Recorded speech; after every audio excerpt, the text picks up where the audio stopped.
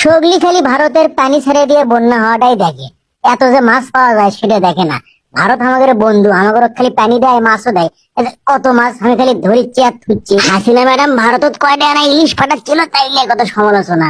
আর বানের পানির সাথে যে কত দেশি মাছের ভাসে আসিচ্ছে সেটা আলাদা করে করে কোনো কথাই নেই। আমার মনে হয় ভারত ইচ্ছে করে পানির সাথে এগুলা মাছও ছেড়ে দিয়েছে।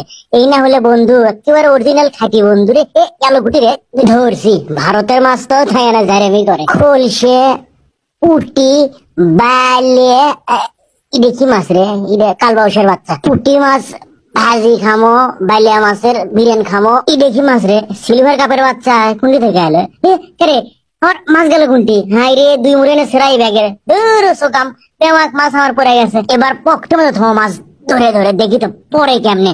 মাছ ধরে ধরে এবার কোটের মধ্যে থমো। 15টা বছর ধরে চেতনার ব্যবসা করে বাংলাদেশের পাবলিক আটক করে থুনু, আর কয়টা মাছ কি আমি আটক করে পাবো না? দেখি তো কি হয়। আমি হলো গালু, আমি যে কত চালু। ফুটে দিছে রে ট্যাংরা মাছ দেন রে। ও মা গো মা, কার মধ্যে সামনে প্যান্টের মধ্যে রে। ও বাবা গো, ও ফুটে দিছে কুন্টি গো। ও মা গো, ইস রে ট্যাংরা মাছ রে। এই তুই জানিস না এই ভারতের দালাল?